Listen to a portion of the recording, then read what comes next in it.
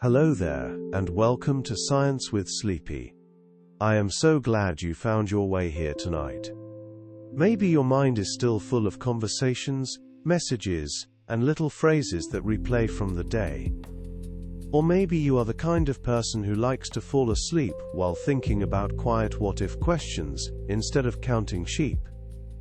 Either way, you have nothing else you need to do right now. You can simply rest here, breathe slowly, and let the words drift by like soft clouds. If calm, gentle science stories help you unwind at the end of the day, you might like to follow or subscribe. It is a small click for you, but it helps more sleepy minds find their way to this little corner of the universe, one quiet listener at a time. Tonight we are going to imagine something strange and soft. We are going to imagine that tomorrow morning every human language simply disappears. The sounds remain in our throats and lungs, but the shared meanings are gone.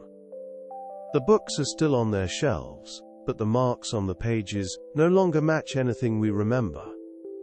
The signs and menus and messages are still printed and glowing, but inside your mind, the code that once unlocked them has gently faded away.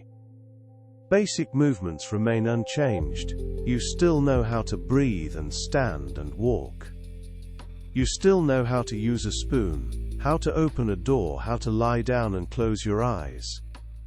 But when you try to speak even one word, it arrives as a meaningless sound. Your own name feels like a foreign shape in your mouth. Around you, the whole world wakes into a quiet confusion. In the distance, a train still moves along its tracks. Traffic lights still change.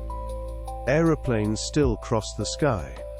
Machines remember what to do, at least for a while. It is the humans who pause. They open their mouths, and nothing shared comes out. In one kitchen, someone stands with a cereal box in their hands. They turn it slowly, looking for the familiar block of tiny writing on the side. They know it used to tell them something. Ingredients. Nutrition facts. Maybe a little story about the company. Now it is only a carpet of shapes, like grains of rice printed in ink. In another home, a person switches on the television. A news anchor's mouth moves. The sound comes through the speakers, smooth and professional. On the bottom of the screen there is a moving band of text. But none of it reaches the viewer as sense. It all feels like listening to a song sung in pure syllables, pretty but empty. Somewhere, a child tugs at a parent's sleeve. They try to ask a simple question. What is happening? But the words do not form. Only a string of sounds that feel wrong, like trying to hum a tune you have forgotten. The parent bends down, looks into the child's eyes, and simply hugs them instead. You can let that picture settle in your mind. Not as a scary disaster, but as a slow, strange dream. A planet that is still turning, still lit by the sun, but wrapped in a new kind of silence. Imagine the very first minutes of that morning. You wake up and your room looks the same. The same light on the ceiling. The same curtains. The same familiar shapes of furniture and clothes. You reach for your phone out of habit. The screen lights up your face. There are messages, notifications, little lines of text waiting for you. Your eyes move over them, expecting that soft, instant click of meaning. But this time, nothing clicks. The letters are still there. They have not melted or blurred. They sit in neat rows, clear and sharp. But they feel like patterns from another planet. Like waves or branches or clusters of tiny insects walking across glass. You know you used to understand these marks. You know they once told you stories, jokes, plans, and feelings. But now they are like a song in a language you never learned. You can see the rhythm, but not the sense. You try to say something out loud. Maybe you call out to someone in the next room. A sound comes out of your throat. The muscles of speech still move. But when you hear your own voice, it is just noise. It does not feel like a word you know. It does not land anywhere in your mind. In apartments and houses all over the world, the same thing is happening. People call to each other and stop, confused. Parents look at children. Roommates look at one another. Neighbors open their doors and stand in the hallway, mouths half open, sounds half formed. Across the planet, billions of people wake to the same strange silence. On the streets, shop signs hang over sidewalks. Menus sit in windows. Billboards glow above traffic. They are all covered in messages that no one can read anymore. The world looks exactly the same and completely different at the same time, like a familiar dream that has lost its subtitles. In a train station, the schedule boards still flip and slide. Letters and numbers appear in neat rows. People gather below them, heads tilted up. They know these boards used to tell them where trains were going and when they would leave. They feel the shape of that knowledge, like a phantom limb. But they cannot quite grasp it. Over loudspeakers, someone tries to make an announcement. Their voice fills the air, but the sounds are no longer tied to meanings. Travelers look at each other with the same puzzled expression, as if everyone has just turned the volume down on comprehension. You can feel what this day would be like. Not loud and panicked at first, but strangely slow. Like thick fog rolling into every conversation, every sign, every label on every jar. The fog does not erase the world. It only softens the lines between things, and the words you once used for them. Even in this world without shared language, your mind is not empty. Inside your head, thoughts are still moving. You still feel hungry, or calm, or tired. You still know which room is the kitchen. You still know which cupboard holds the cups. The inner landscape remains rich, even when the labels have faded. Some scientists describe your mind as a kind of inner movie. Scenes of memory, flashes of imagination, little loops of worry or hope. Language is like the thin ribbon of text that usually runs along the bottom of that movie, giving names and labels to what you see and feel. When you think tree, a picture appears. A tall shape, branches, leaves moving in the wind. Maybe even the crackling sound of dry leaves under your shoes. The word is a hook that gathers all those images into one basket. When you think yesterday, your mind starts stacking scenes from the day before. Moments at work or school. The taste of something you ate. A small argument. A joke that made you smile. The word yesterday lets you put them all on a single shelf. In our imagined world, the pictures are still there. The sounds and feelings are still there. But the labels have quietly slipped away. So the scenes float a little more loosely.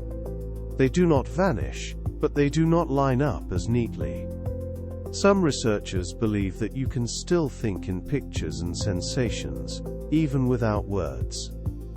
You can imagine the taste of a strawberry without saying the word strawberry to yourself. You can remember the layout of your childhood bedroom without naming any of the objects. You can feel sad without telling yourself a sentence about why. Other researchers think that language shapes more of your thoughts than you realize. They point out that when you replay a memory, you often narrate it in your head. Then I went there. Then she said this. Then I felt that.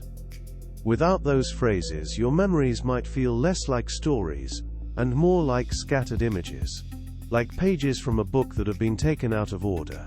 In this wordless world, your inner movie would not stop playing. But it might feel quieter.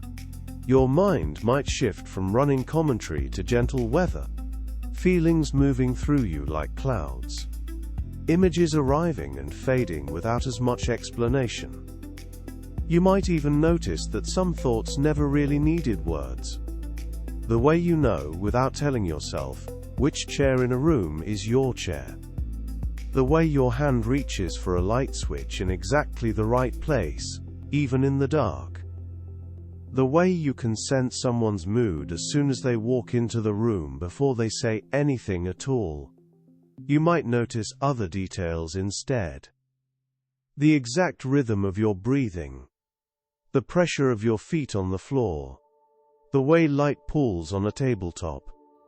Without words naming everything, experience itself might feel wider and softer, like looking at a painting instead of reading a paragraph. Your brain has many ways to store knowledge. Some memories live in language. Others live in action. You know how to tie your shoes even if you cannot describe every step out loud. You know how to ride a bicycle even if you cannot put the feeling of balance into a sentence. These skills are called procedural memories. They live in deep parts of your brain and body. They would survive this strange morning almost untouched. You could still cook eggs. You could still brush your teeth. You could still lock the door behind you when you leave. You also carry something called semantic memory. This is your storehouse of facts about the world. You know that the earth goes around the sun. You know that water turns to ice when it gets very cold. You know that fire is hot and should not be touched. Most of these facts are tied to words, but some of the understanding would remain even if the labels slipped away. There is also episodic memory. The specific scenes from your own life. Your last birthday. A trip to the beach. The time you fell off your bike and scraped your knee. These are like short films you can replay. In the silent world, the films would still exist. They would just play with less narration over the top. So you would move through a familiar house in a new way. Doing the same small actions. Feeling the same textures. But without the steady whisper of words naming each thing as you touch it. You can let that idea rest for a moment. A mind that is still full, even when the labels have all gone quiet. Now imagine you step outside. You see someone you know. Maybe a neighbor. Maybe a friend. Maybe a stranger you pass on the same sidewalk every morning. Normally you might say hello, or good morning, or at least nod with a word floating in your head. Today, no word arrives. But your body still knows what to do. You raise your hand. You smile. You tilt your head just a little. The other person sees you, feels the warmth of your gesture and responds. A smile back. A small wave. No shared language. Still, something has passed between you. Humans are full of signals that do not need words. A frown. Raised eyebrows. A shrug.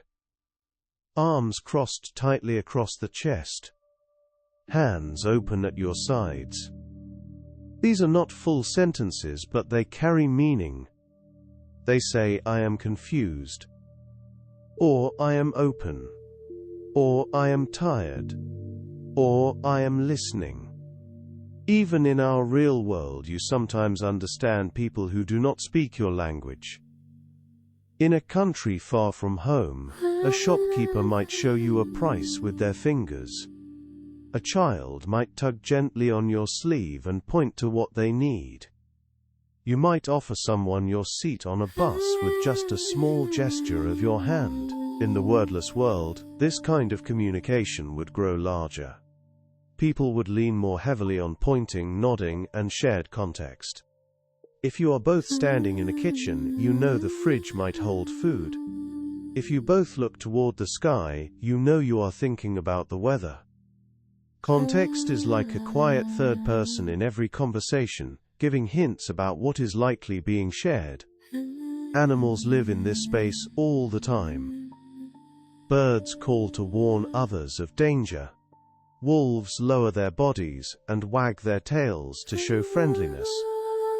Cats flatten their ears when they feel threatened. Whales sing across dark oceans, passing patterns of sound that carry information about location, mood, maybe more. None of these signals are human language, but they work. They change behavior. They carry feelings from one body to another. They keep groups together.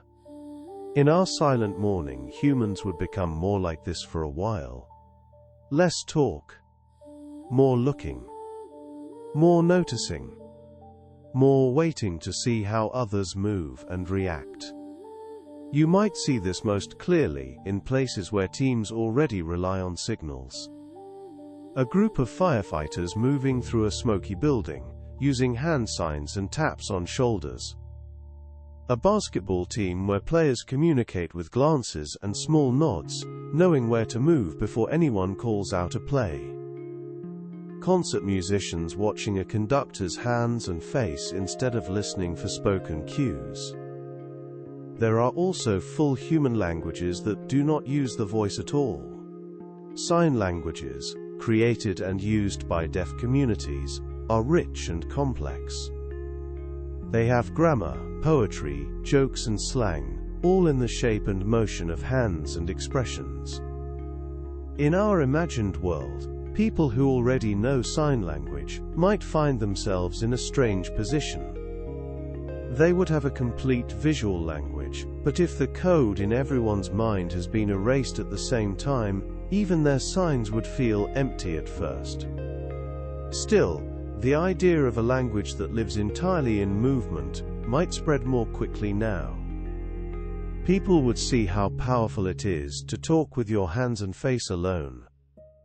They might start building new sign systems, inspired by what deaf communities once used, even if they cannot remember the old signs exactly. You might think this would feel lonely. And sometimes, it might. There are things that are hard to share without words. Complicated stories, old memories, careful plans for the future. But some parts of closeness do not need language at all. A hand resting quietly on your shoulder. Someone sitting beside you when you are sad. A shared laugh at something surprising. These moments would still be there, like small lamps in a dim room. Think of times when no words were needed. Sitting next to someone while watching rain. Looking at the stars with a friend. Sharing a meal in almost complete silence. Those are the kinds of threads that would hold people together while they slowly rebuild a way to speak. Humans are very good at inventing systems. We build tools. We make rules. We create games. Language is one of our oldest and most powerful inventions. Long ago, before there were books or recordings, small groups of humans found ways to link sounds and gestures to things in the world. Maybe a short, sharp sound for danger. Maybe a softer sound for food. Maybe a gesture that meant come here or go there. No one knows exactly how the first languages grew, but they likely started small, in families and bands. Useful sounds that stuck. Over many generations, those tiny seeds grew into the forests of languages we have today. In our imagined world, that process would begin again, only much faster and with billions of people taking part. In one house, someone might point to a glass of water and make a simple sound. They repeat it gently. Another person nods and copies the sound. Soon, in that household, That sound becomes the new label for water. Across town, another family might choose a completely different sound for the same thing. In another country, people might invent a hand sign instead. Little private codes would form in pockets everywhere, like mushrooms after rain. Schools would be very quiet at first. Teachers and students would sit facing one another, with books open that no one can read. They might start by drawing simple pictures on the board. A circle for the sun, wavy lines for water, arrows for movement, labels without words. Over weeks and months, these drawings might become more regular. Lines and shapes that everyone in the room agrees on. A small written language, born inside a single classroom. Hospitals might develop careful sets of symbols for pain, comfort, hunger, and fear. Faces with different expressions. Arrows pointing to parts of the body. Simple charts that patients can point to. Doctors and nurses already use tools like this with children, and with people who cannot speak. They would expand and refine them, turning them into a new professional code. In workplaces, people might stick to routines they already know. If you worked at a bakery, you would still recognize flour, salt, yeast, and water. You would still know where the ovens are. You would still know how to form loaves with your hands. But when it comes time to plan the next day, you might draw simple pictures on a shared board instead of writing lists.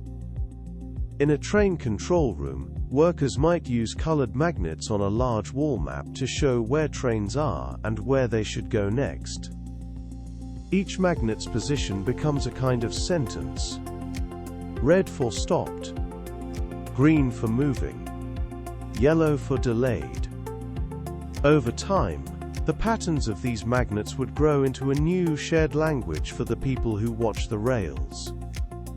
Travelers would become carriers of these local inventions. Someone who has learned a hand sign for water in one town might use it in the next. If it works there too, it might spread. Over time, some sounds and signals would begin to cross borders, connecting small islands of meaning into larger seas. It would not feel like the old world of language right away. Grammar would be simple or missing. Nuance would be hard. Many misunderstandings would happen. But slowly, like vines climbing a broken wall, new systems would cover the gaps. And underneath it all, the human desire to share thoughts would keep pushing forward. A quiet, steady force. You can imagine being part of that rebuilding. The first time a new sound spreads from one group of people to another. The first time a simple drawing becomes a shared symbol in a whole city. The first time a child grows up thinking these new words are normal, the way you once did with yours. While new ways of speaking grow, old written knowledge would sit quietly on shelves. Libraries would still be full of books. Textbooks, novels, letters, laws, poems. All of them covered in symbols that no one can match to meanings anymore. Walking through a library in this world would feel strange. You would see rows and rows of spines, each with a title that used to explain what was inside. Now the titles would look like patterns. Decorations. The content would still be there, in ink and paper. But the bridge between those marks and any living mind would be broken. In some rooms there would be charts and diagrams pinned to the walls. Star maps. Drawings of machines. Tables of numbers. These might be easier to rescue. Even without words, a picture of the solar system still shows circles around a central sphere. Even without labels, a diagram of a bicycle still shows how wheels and pedals connect, Some kinds of knowledge would survive more easily. An engineer might still remember how to build a certain kind of bridge because they have done it many times. An electrician might still know from habit which wires to connect. A gardener might still know exactly when to water certain plants by feel and by the color of their leaves. These are skills stored in bodies and nerves, not just in texts. This would keep some parts of the world running for a while. Machines would still hum, at least as long as people who understand them keep moving the right levers in the right order. But complicated systems that depend on detailed instructions and long chains of explanation would slowly fade. Advanced medicine, high-level physics, subtle areas of law, software and code. All of these rest heavily on words and symbols piled on top of one another, like tall towers. Without a way to read the old instructions, new students could not climb as high as fast. Human knowledge would bend back toward things you can see, touch and feel directly. Simple machines, local weather, farming, basic healing, storytelling with pictures and gestures. Stories in particular would change. All the myths and novels and quiet diaries that once carried inner lives across time would become more like artifacts than living voices. You could still hold them. You could still smell the paper.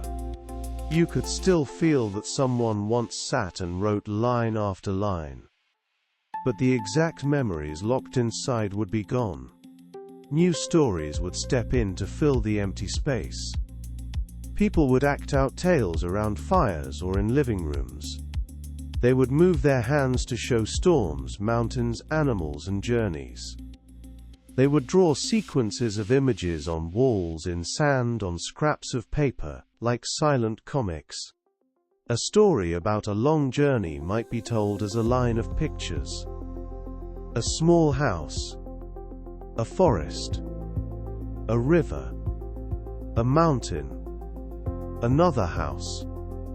Faces with different expressions along the way. Children growing up in this world would learn to read these pictures the way you once learned to read words. They would feel suspense, humor, and sadness, even without a single sentence.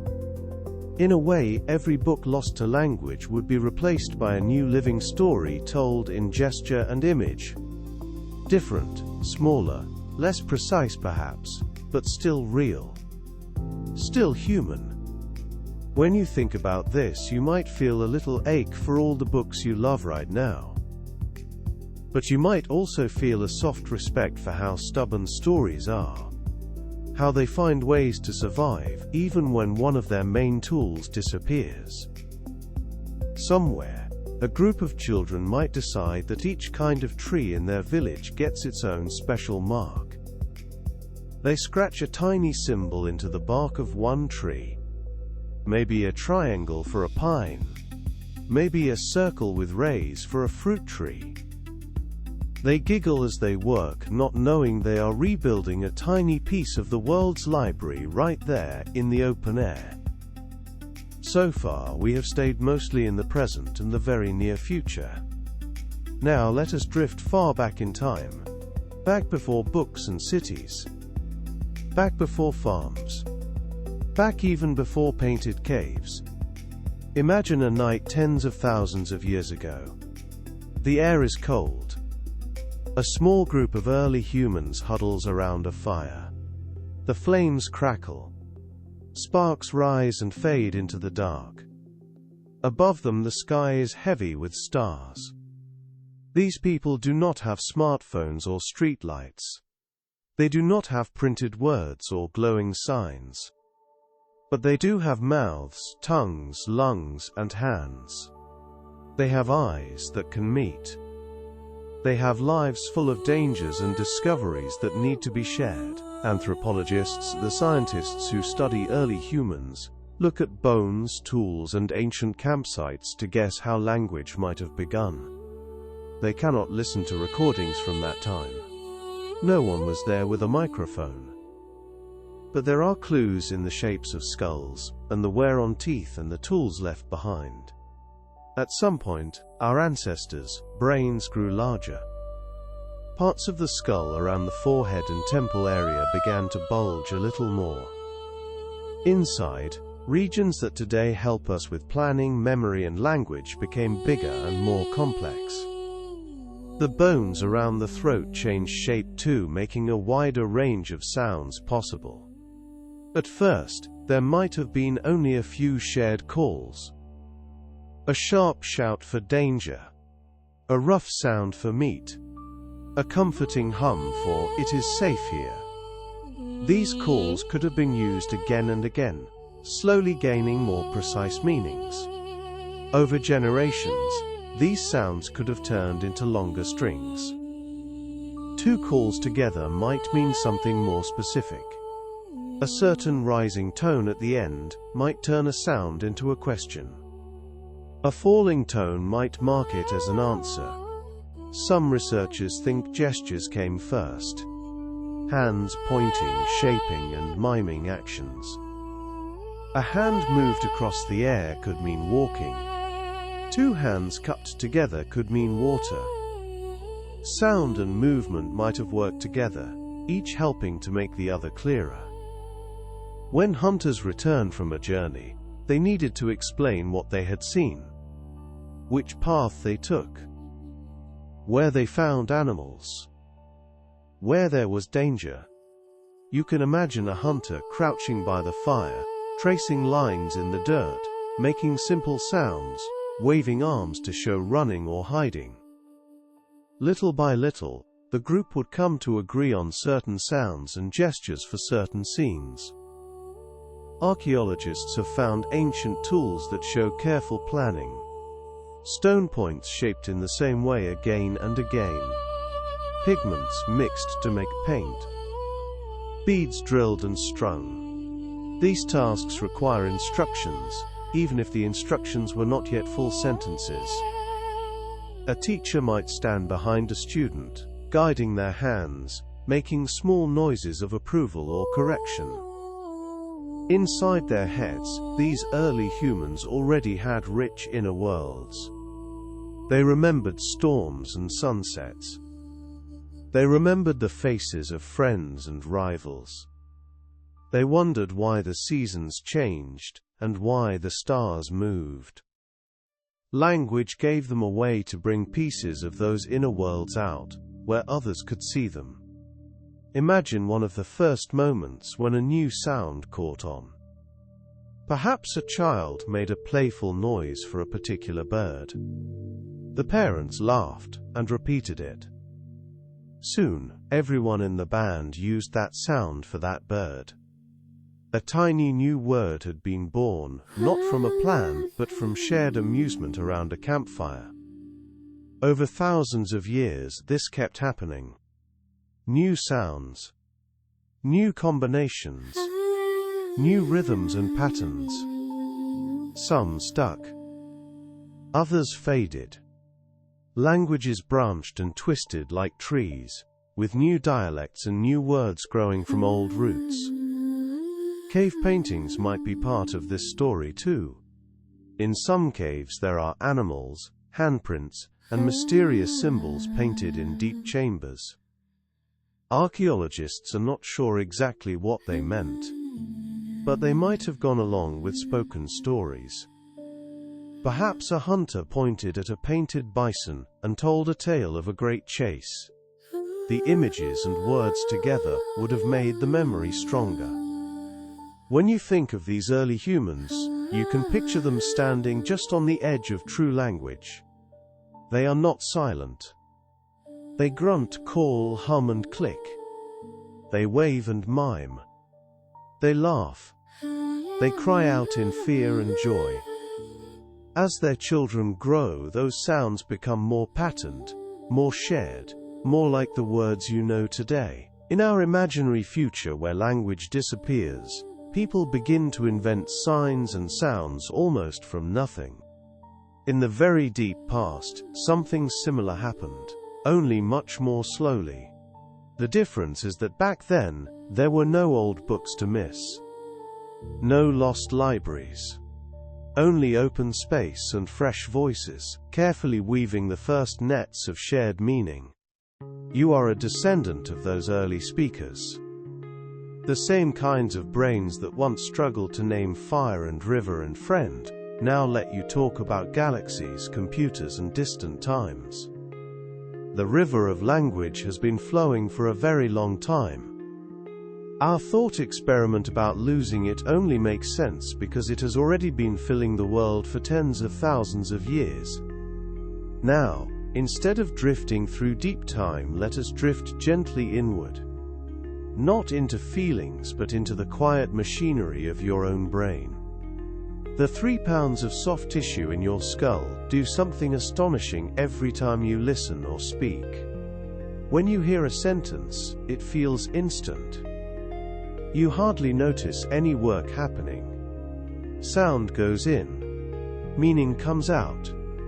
But inside there is a fast, careful dance. First, tiny hair cells in your inner ear pick up vibrations in the air. These vibrations are turned into electrical signals that travel along nerves to your brain. Deep inside, in an area that handles hearing, those signals are sorted into patterns of pitch, rhythm, and volume. Some clusters of neurons respond strongly to certain sounds. The S sound. The M sound. The rising tone at the end of a question. Over years of listening, these neurons learn the common patterns of your language and react very quickly when they hear them. From there, signals move to regions on the left side of most people's brains that specialize in understanding and producing language.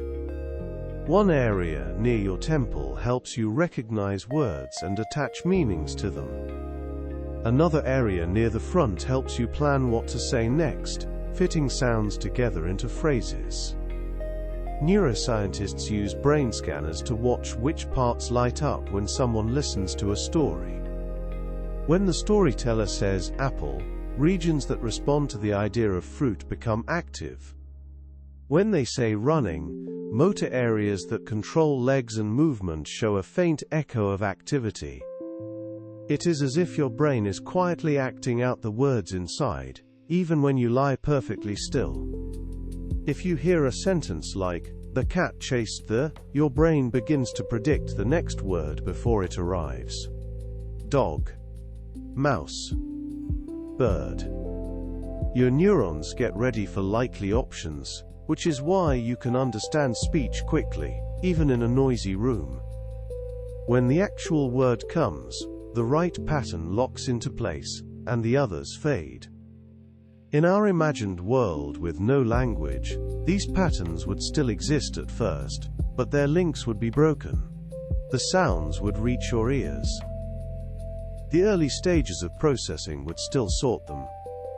But the higher areas that once attached meanings to each pattern would no longer know which connection to choose.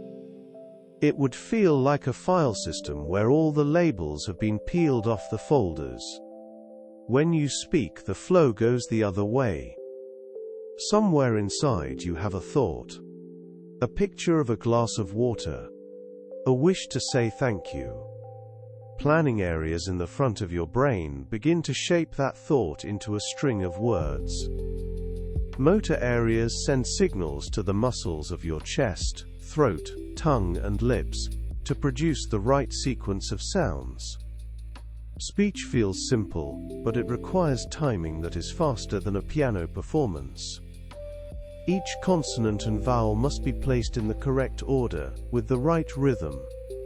Your brain does this without conscious effort most of the time. If you tried to control every detail on purpose, you would never get a full sentence out. Some people lose parts of language after strokes or injuries. Neurologists have learnt a lot from gently studying how their abilities change. In some kinds of damage, people can still understand words but cannot get their own out smoothly. In others, they can still talk in long streams of sound, but the sentences no longer make sense. These patterns show just how many separate pieces have to work together to make language happen. If language disappeared overnight in our story, the brain structures would still be there. They would still be capable of patterning sound and movement. This is one reason why rebuilding a new code would be possible. The hardware, so to speak, would remain. Only the software would need to be written again. Children's brains are especially flexible. Neuroscientists call this plasticity. When a baby is born, they can hear and tell apart sounds from many languages. As they grow, they become especially good at the sounds they hear every day, and less sensitive to ones they never encounter. If you raised a child in our imaginary silent world, but then gave them a new language, their brain would quickly adapt, wiring itself to handle the new patterns. In your waking life, your brain also handles more than one language if you learn them. Bilingual people can switch between sets of sounds and grammar rules. Their brains show activity patterns for each language, overlapping but also distinct. This juggling act shows how deeply flexible the human language system is. Knowing this, you can see that the story of losing language tomorrow is not just about silence. It is about millions of brains suddenly having unused circuits, still eager to connect sound and meaning. That hidden eagerness would help drive the quick invention of new codes, just as it once helped early humans refine their first words around ancient fires. So far, we have talked about a world without language, and a world where language is being rebuilt. But in your real life right now, something else is happening. New tools are changing how people use words every day. Think of all the ways you send messages. Texting on a phone. Typing on a computer. Speaking to a small device that answers back with a synthetic voice. Posting short notes on social platforms.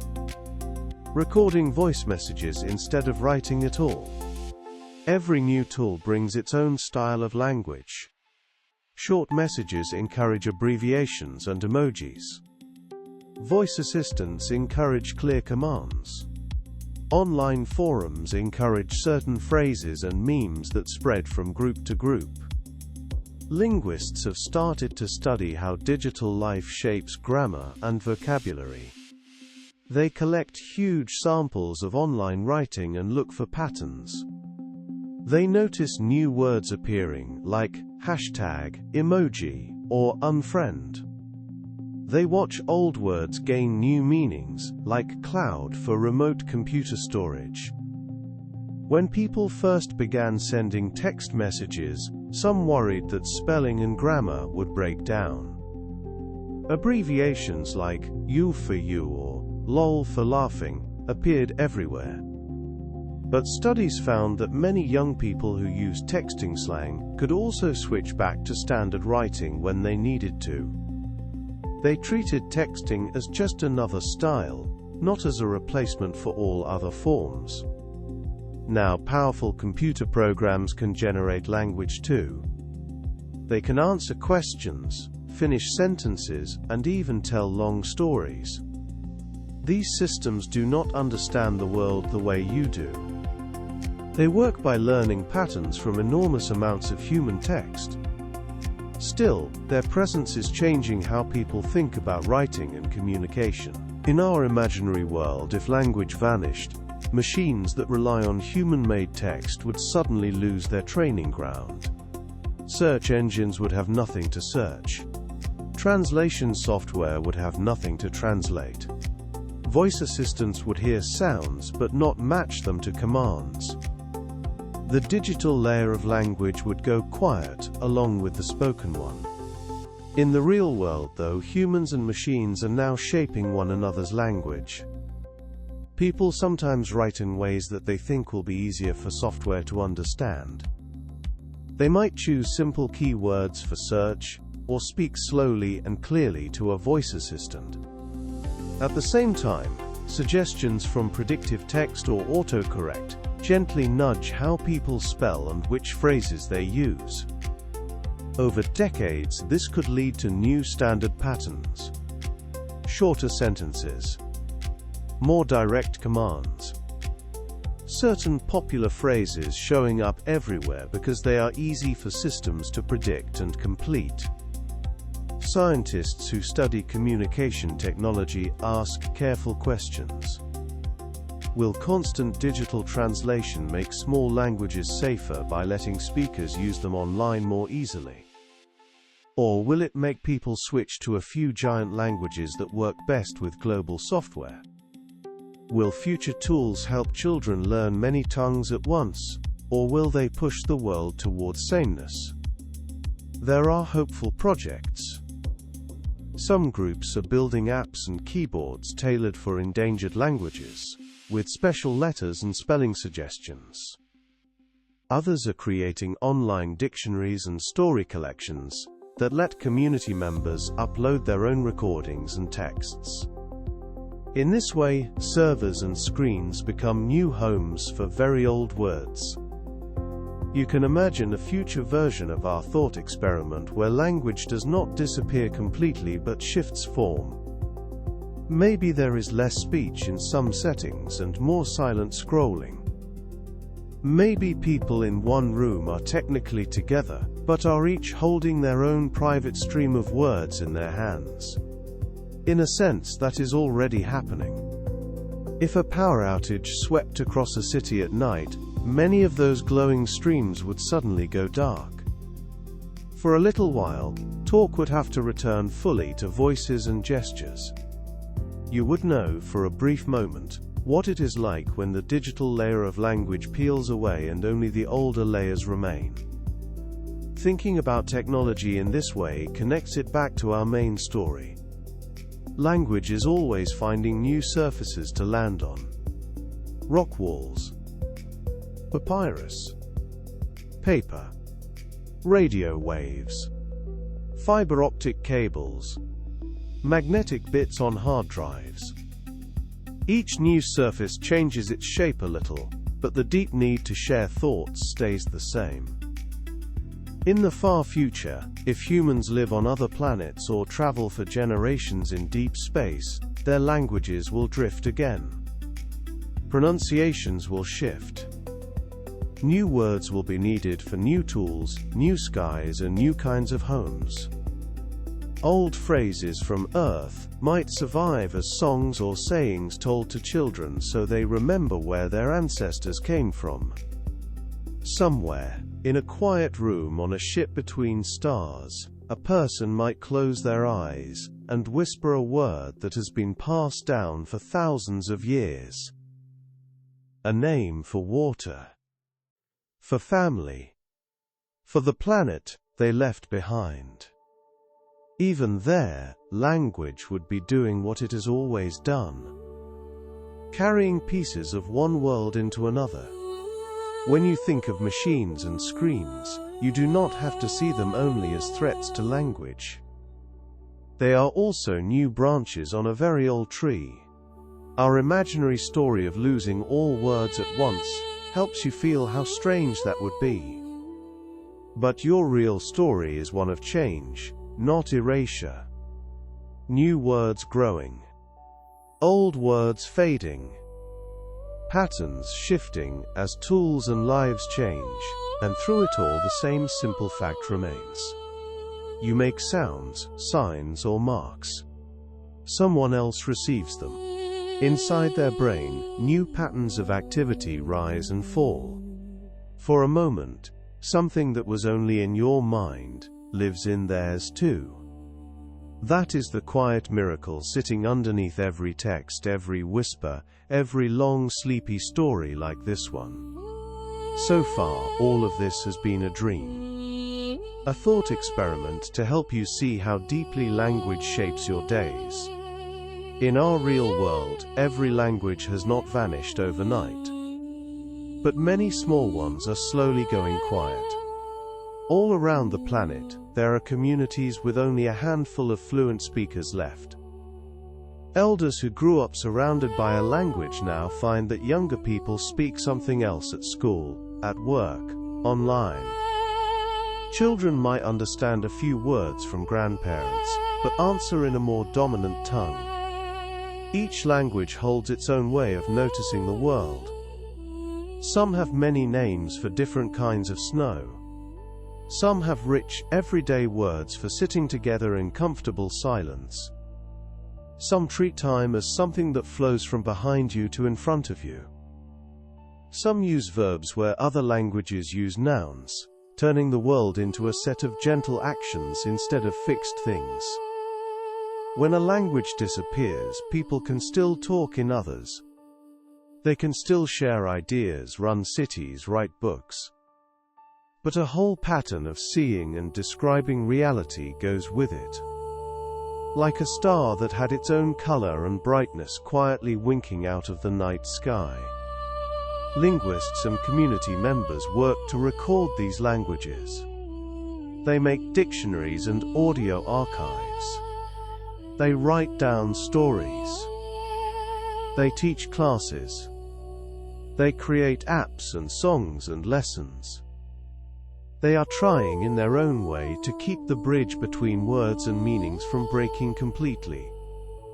In a sense, they are standing in front of a shelf of books that is about to lose its labels, carefully copying the key into as many hands as possible, before it is too late. Thinking about our imagined world without any language at all can make you more aware of this real work. It can remind you that every phrase you use easily, every idiom, every proverb, once had to be invented and kept alive. Someone, somewhere, chose those sounds and carried them forward. You might think of phrases from your own life that feel special. A saying from your family. A nickname only one person uses. A word in your language that does not really exist in another. Each one is like a tiny private galaxy. A cluster of meaning held captive by a small pattern of sounds. Languages seem solid when you live inside them. But they are always changing. New words appear.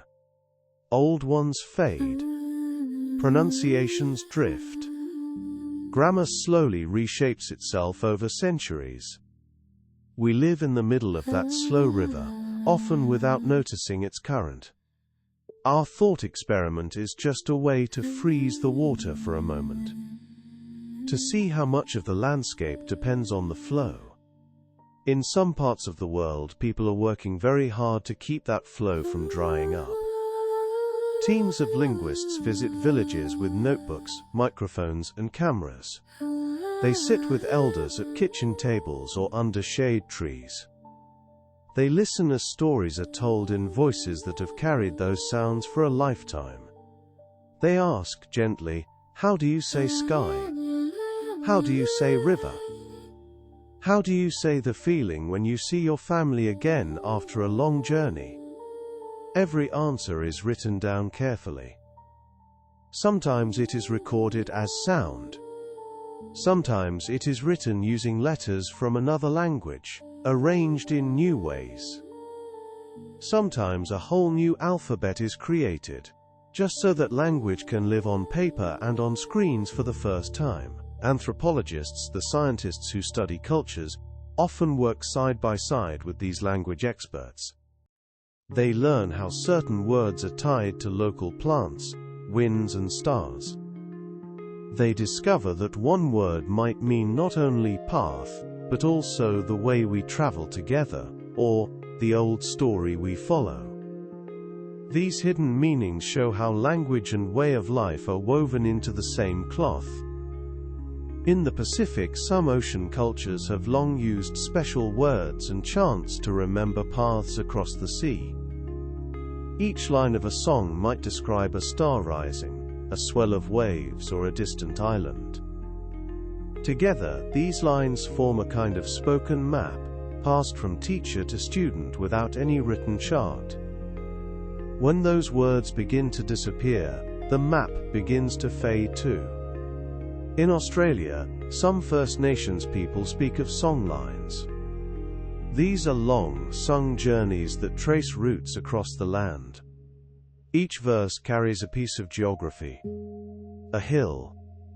A waterhole. A bend in a river. Walking and singing along a songline is a way to remember how to move safely across vast distances. If the language of the song is lost, the path itself becomes harder to follow. There are also hopeful stories. Some languages that were nearly gone are now growing again. In one country, parents decided to open schools where children could learn in the old tongue all day long. They told stories, did math, played games, and sang songs using words their great-grandparents once spoke. Slowly, the number of fluent speakers began to rise. A language that had almost fallen silent started to fill playgrounds and classrooms with sound again. In another place, deaf children who had no shared sign system invented one together at school. At first, each child used home signs learned from their family. But over time, they blended their gestures into a new, shared sign language, with its own grammar and slang. Researchers watched, amazed, as a full human language grew in just a few decades, right before their eyes. These real stories show that language is not just something that disappears. It is also something that can be built, rebuilt, and carefully carried. Sometimes it is like a delicate glass that can be dropped and broken. Sometimes it is like a hardy plant that sends up new shoots after a fire. When you think back to our imaginary world with no language at all, you can now connect it to these quiet efforts. You can picture people in both worlds, sitting together, trading sounds, drawing symbols, pointing at the sky, and trying to agree on what to call the things they love. The tools are different, but the goal is the same. To make sure that thoughts do not have to stay locked inside a single mind forever. And as you listen to all of this, you are already part of that story. Your brain is busily matching sounds to meanings, using a language you did not have to invent yourself. You inherited it, the way you might inherit a well-worn coat or a favorite recipe. You change it a little when you speak. You add your own turns of phrase. Then you hand it on again, just by talking to the people around you. You do not have to do anything special to be part of this long chain. Just by living and speaking or signing or even texting, you are helping keep certain patterns alive. You are choosing again and again which words stay in the river and which ones are allowed to fade away. In our imagined world without language, something else would still fill the air. Music. Rhythm. The patterns of sound that humans have made for tens of thousands of years, long before anyone wrote down a single word. Music is not language, but it shares some of the same ground. It uses rhythm to create expectation. It uses pitch to carry emotion. It uses repetition to help memory. In many ways, music is like a cousin to language, living in the same neighborhood of human expression. If all words disappeared tomorrow, music would not. People would still hum. They would still tap rhythms on tables. They would still sing, even if the words they once sang were now just sounds without meaning. In some cultures, music and language are woven so tightly together that it is hard to tell where one ends and the other begins. In parts of Africa, some languages use tones, where the pitch of a sound changes its meaning. A word might mean mother when said high, but horse when said low. In these places, speaking is already a little like singing. In our wordless world, people might lean on rhythm and melody to carry information that words once held. A certain pattern of beats might come to mean danger. A rising melody might mean come here. A steady, low hum might mean all is well. Scientists who study the origins of language sometimes wonder if music came first. Maybe early humans began by making rhythmic sounds together, perhaps while working or moving. Over time, those sounds might have slowly attached to meanings, growing into the first words. Even today, when you learn a new language, songs can help. The melody gives your brain extra hooks to hang the words on. That is why you might remember a commercial jingle from years ago, even if you have not heard it in a decade. In our silent mornings, someone might start tapping a rhythm on a wall. Others nearby might join in, matching the beat. No words needed. Just a shared pulse, like a heartbeat that everyone can feel. Over days and weeks, certain rhythms might become signals. A quick tap-tap-tap might mean meeting here. A slow, steady beat might mean rest time. A complex pattern might mean celebration. Musicians would find themselves in a new role. They would become carriers of patterns, creators of signals that everyone could understand. A drummer might develop a vocabulary of beats, each one meaning something different to the people who learn to listen. In some places, people might use whistles. Whistled languages exist in real life, in places like the Canary Islands and parts of Turkey. People can carry on conversations across valleys, using only whistled tones, each pattern standing for a word or phrase. In our imagined world, whistling might spread quickly. It travels far. It cuts through noise. It does not need paper or screens. Just lips, breath, and a shared understanding of what each pattern means. Singing would change too. Without words, songs would become pure melody and rhythm. People might still gather to sing together, but the sounds would be more like instruments, expressing feeling without naming it. Some researchers think that the first human songs might have been wordless. Just voices rising and falling together, creating beauty and connection before anyone had words for those ideas. In our wordless world, that ancient form of music would return.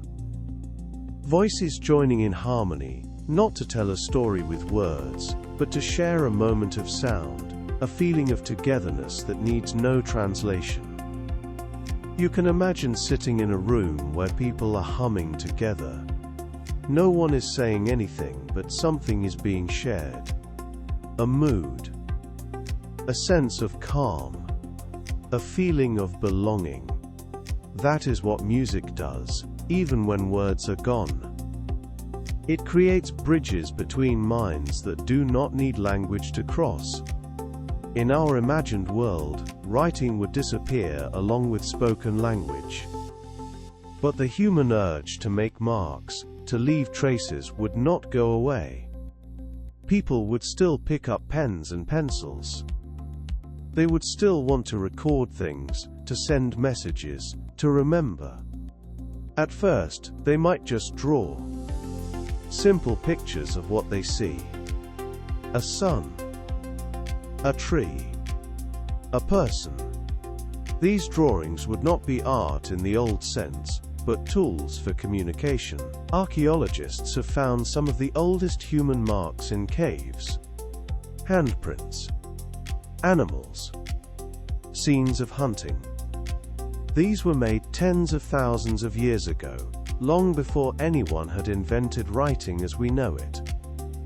In our wordless world, people would return to that ancient method. They would draw maps to show where things are. They would sketch instructions for how to do tasks. They would create picture stories to share what happened during the day. Over time, these pictures might become simpler, more regular. A circle might always mean sun or day. A wavy line might always mean water. A stick figure might always mean person. This is how real writing systems began. In ancient Egypt, pictures slowly turned into symbols that stood for sounds. In ancient China, characters started as drawings of objects, then grew more abstract. In our imagined future, the same process would happen again, only faster. Within months, some communities might have developed simple picture writing systems. Within years, these might have spread and merged, creating new shared codes. Some people might use different methods. Knots in strings, like the ancient Incas did. Notches in wood.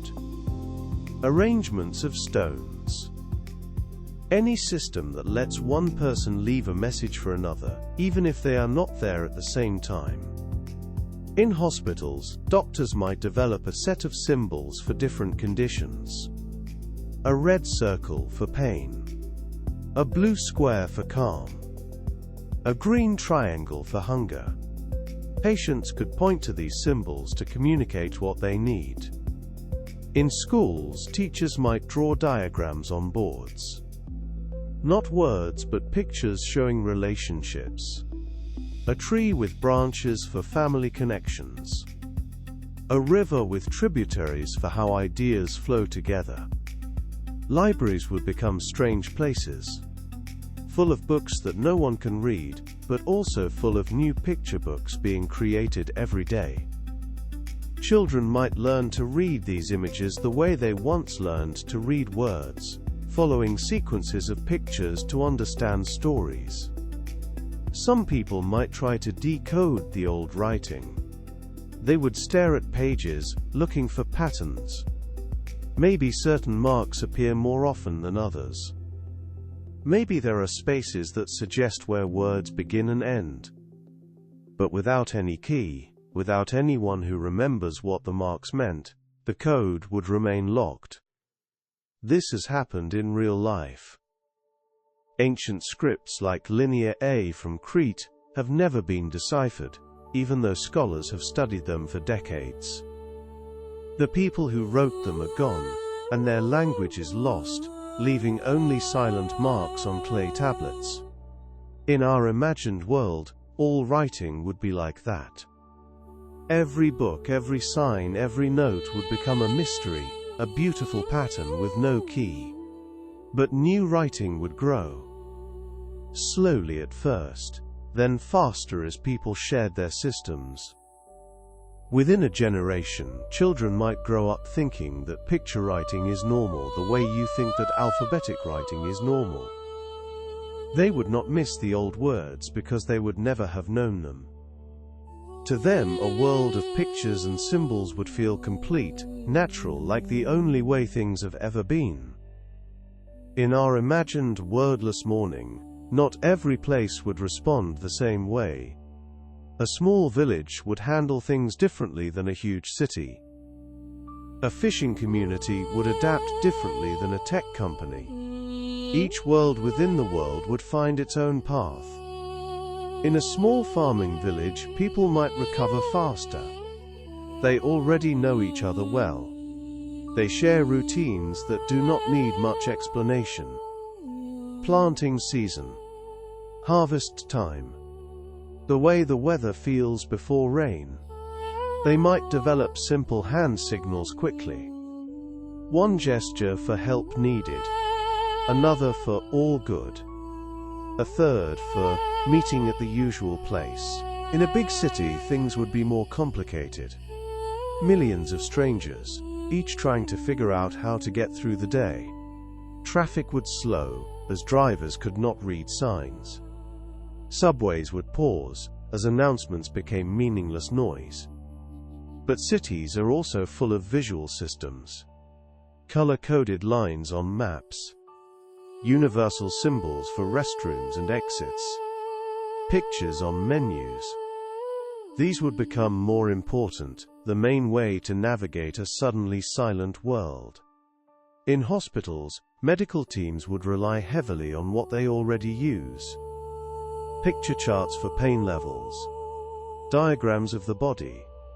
Color-coded systems for different departments. They might develop new symbols quickly, creating a visual medical language that everyone in the building learns. In schools, teachers would become artists, drawing lessons on boards, using gestures to explain math, creating picture books to teach history and science. Children might learn to read images before they learn any new spoken code. In tech companies, programmers would face a special challenge. Code is already a kind of language, full of symbols and patterns. But it depends on comments and documentation written in human words. Without those, maintaining complex software would become nearly impossible. Some might try to create visual programming languages, where you connect blocks and shapes instead of typing commands. These already exist for teaching children to code. In a wordless world, they might become the main way to write software. In courtrooms, legal systems would need to adapt completely. Laws are written in words. Contracts are written in words.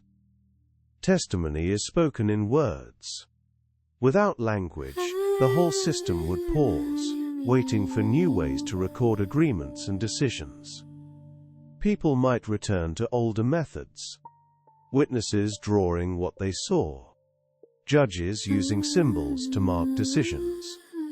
Communities making agreements through shared ceremonies and gestures, the way some cultures did before written law. In scientific labs, researchers would face enormous challenges. Scientific papers are dense with precise words.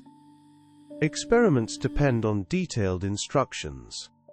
Without language, sharing new discoveries would become much harder. But science also relies on observation, on seeing patterns, on measuring things. These skills would remain.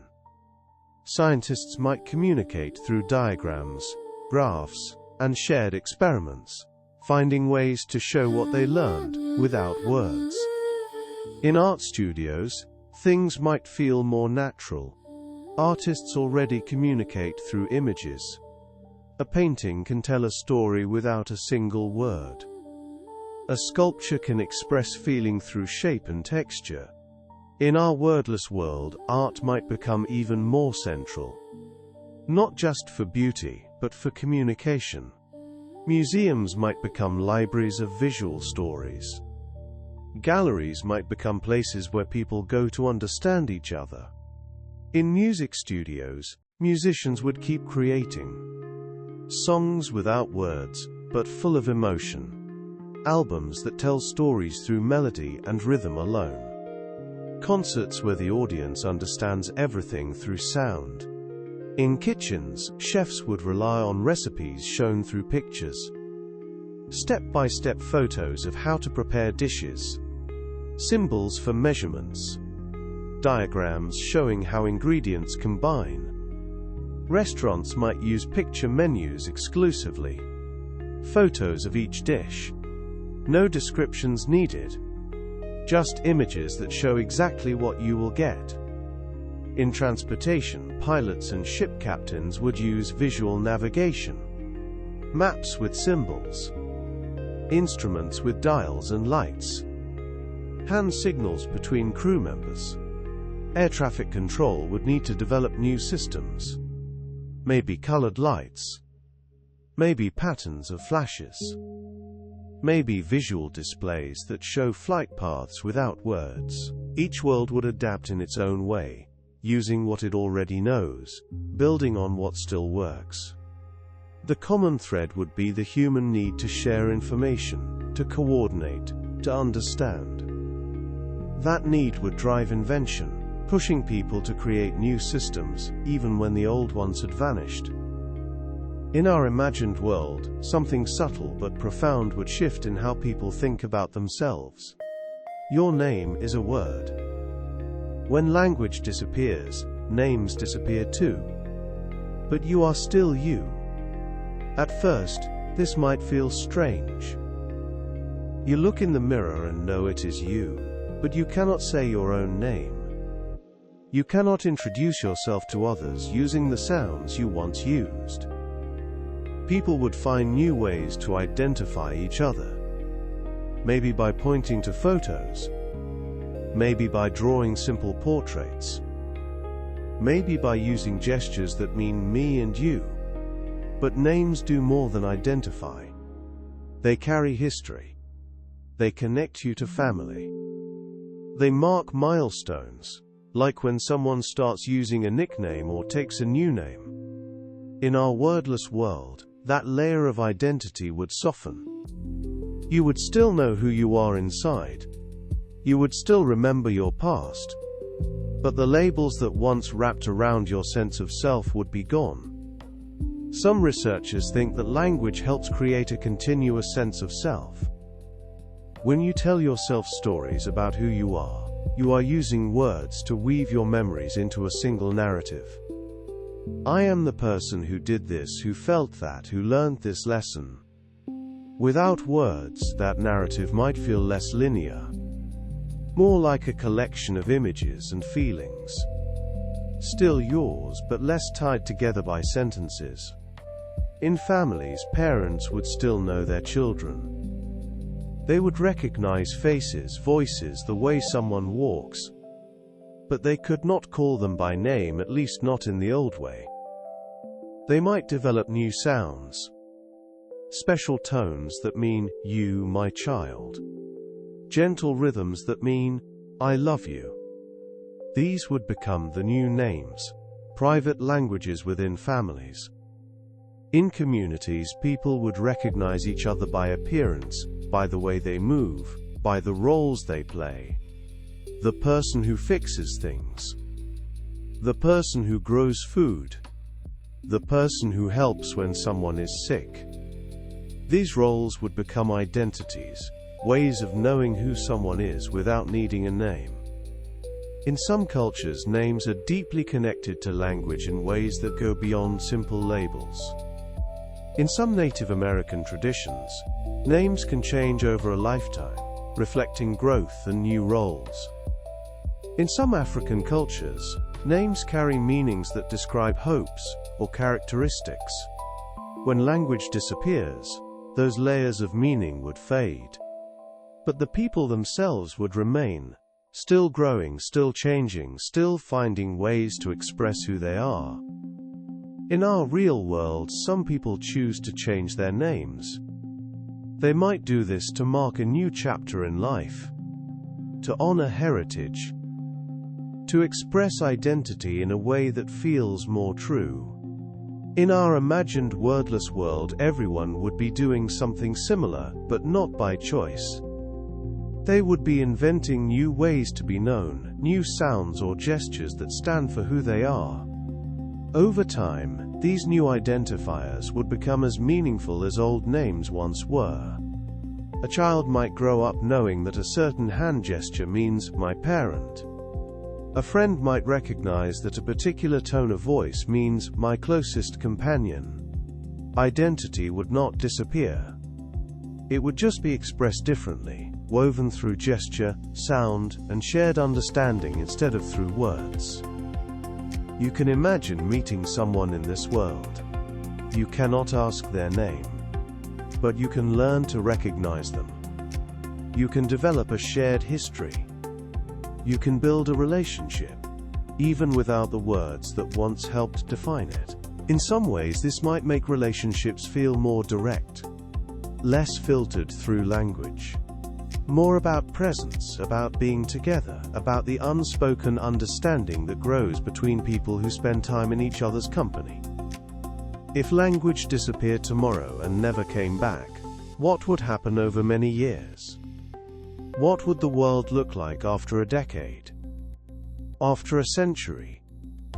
After 1,000 years? In the first year, chaos would slowly settle into new patterns. People would develop local codes. Families would invent private languages. Communities would create shared systems of signs and sounds. In the first decade, these systems would begin to merge. Travelers would carry new words from place to place. Some systems would prove more useful than others, and spread.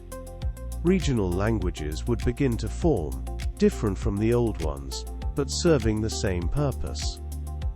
Children born in this world would grow up thinking that picture writing and gesture languages are normal.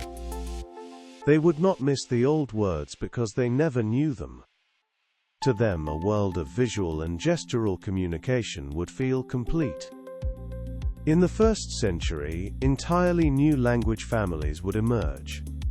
Groups of related languages, all descended from the codes invented after the Great Silence.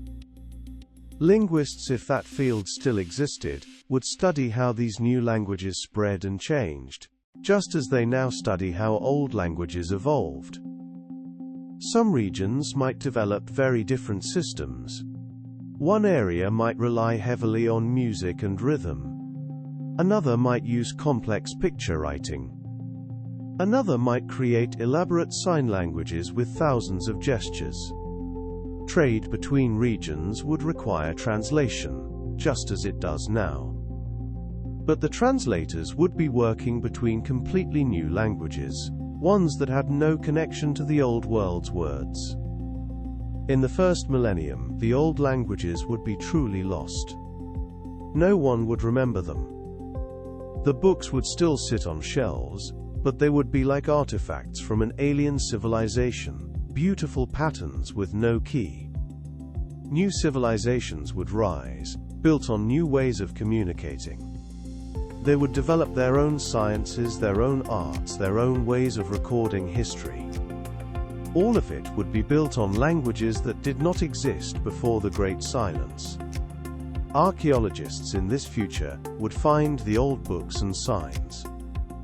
They would study them, trying to understand what they meant. But without any living connection to those languages, decoding them would be nearly impossible. It would be like trying to read an ancient script today, but even harder, because there would be no related languages to compare, no living speakers to ask. In some ways, this future world might be richer in certain areas. Visual arts might flourish. Music might become even more central to culture. Gesture and movement might develop into sophisticated forms of expression. In other ways, it might be simpler. Complex ideas that depend on precise words might be harder to share. Scientific knowledge might advance more slowly. Philosophy and abstract thinking might take different forms. But humans would still be human. Still curious. Still creative. Still driven to understand and to share what they learn. The tools would be different, but the fundamental project would be the same. To make sense of the world. To connect with others. To build knowledge and pass it on. In our real world, we can see glimpses of what this might be like. When people from different language backgrounds work together, they often develop pidgins, simple languages that blend elements from multiple tongues. When children are isolated from language, they sometimes invent their own systems. These real examples show that the human capacity for language is deep and flexible. Even if all existing languages disappeared, new ones would grow. The seeds are always there, waiting for the right conditions to sprout. In our imagined future, those seeds would find soil. They would grow. They would branch and spread. And over time, they would create forests of new languages, as rich and complex as the ones we know today, even if completely different in form.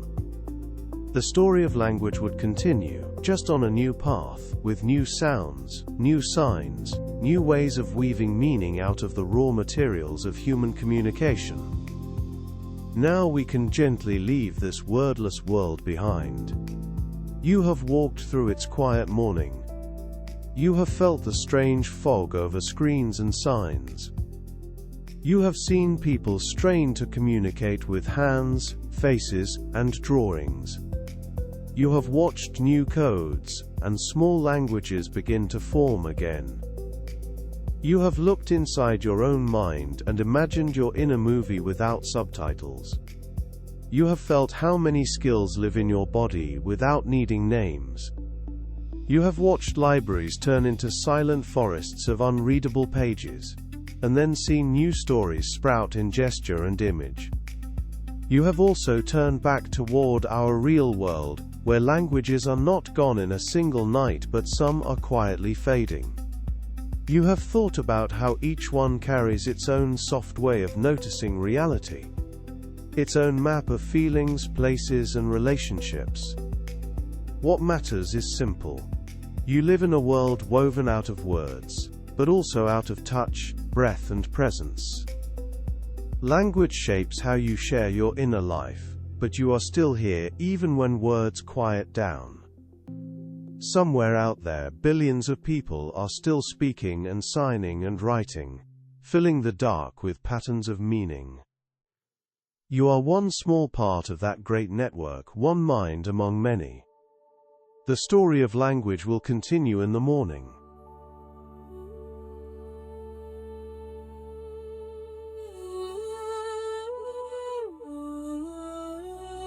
In the quiet hours after language disappeared, something else began to shift. Not just in how people communicated, but in how they experienced time itself. Time, after all, is something we measure and mark with words. Yesterday, tomorrow, next week, in 3 months. These phrases create little boxes in your mind where you can place events and plans.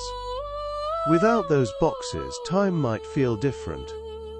More like a flowing river than a series of labeled containers. You would still remember that some things happened before other things. You would still feel the rhythm of day and night, of hunger and sleep. But the sharp edges between past, present, and future might soften.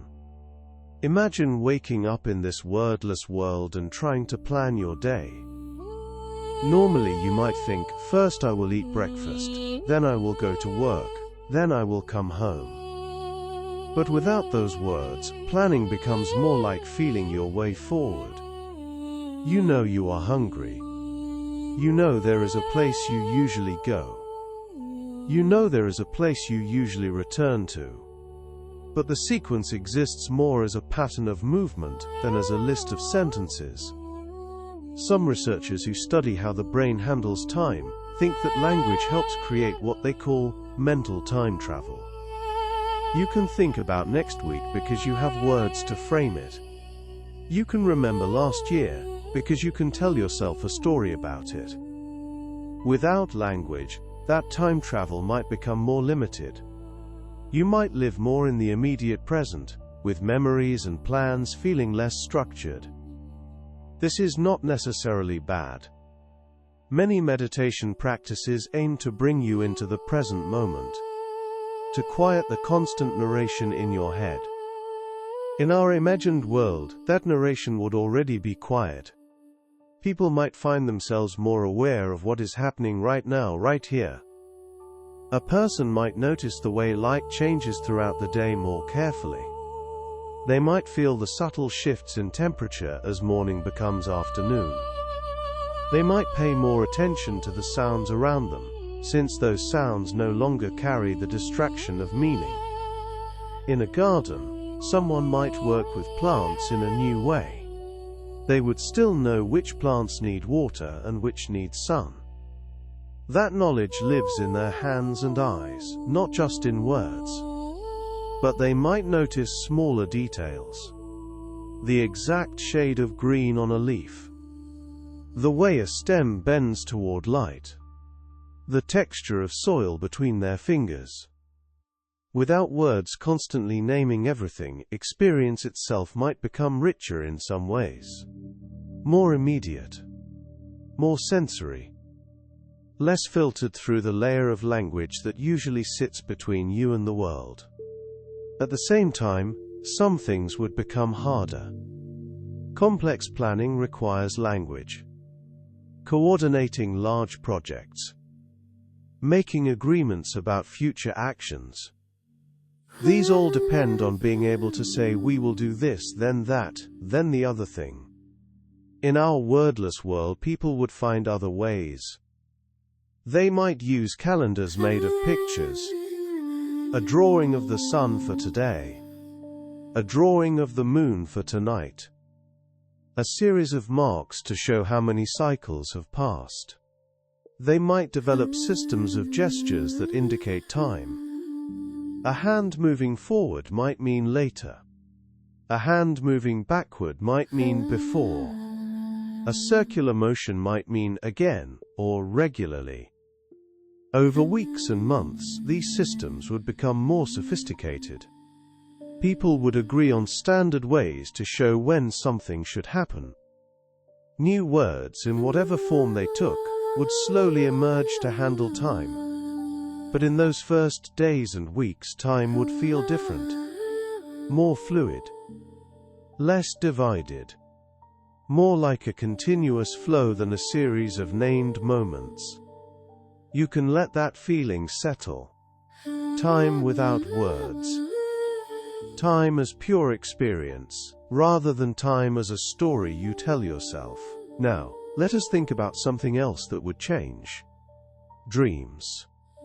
When you dream, your brain creates stories. Sometimes those stories use words.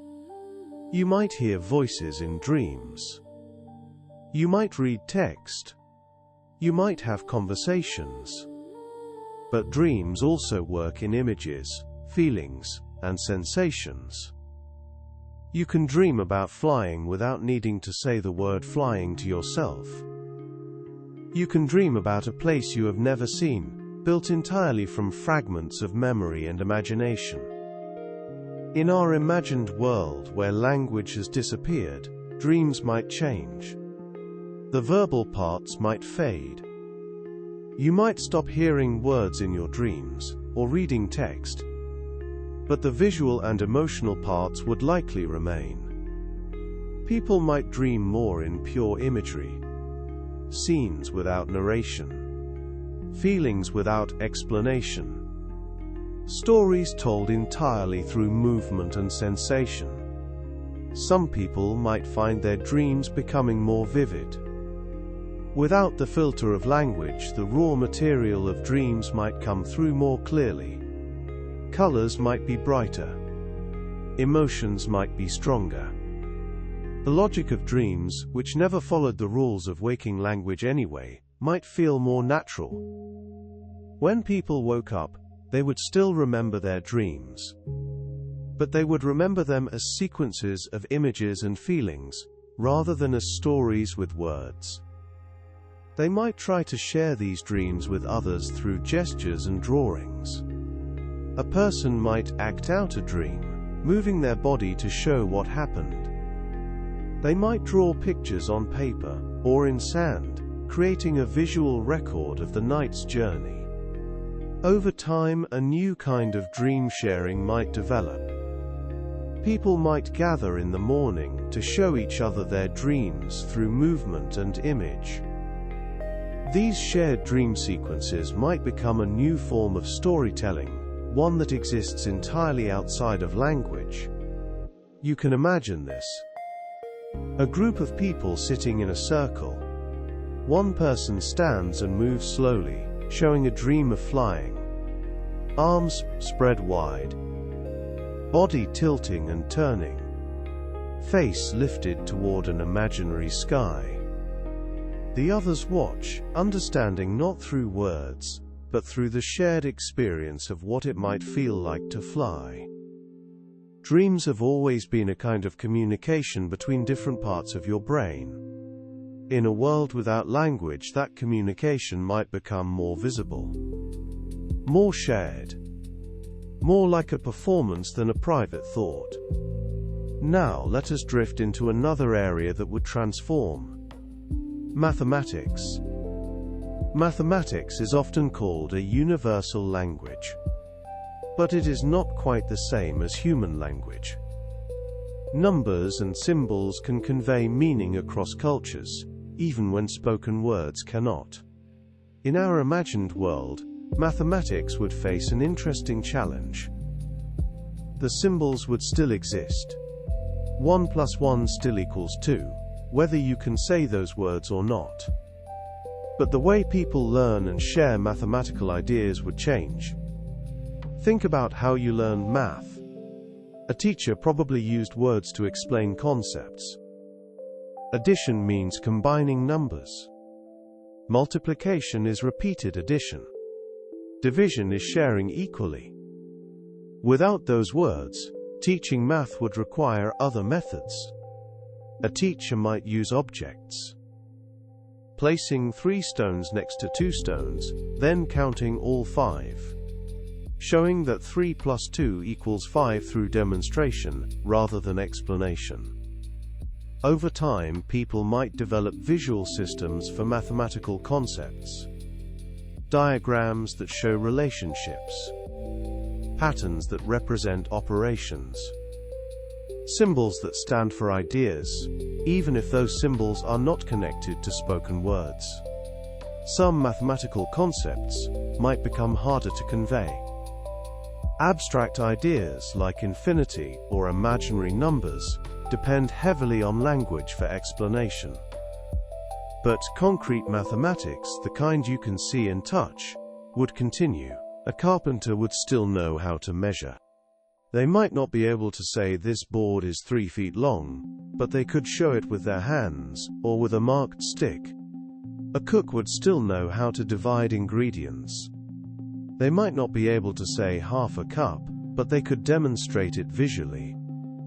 Mathematics would not disappear.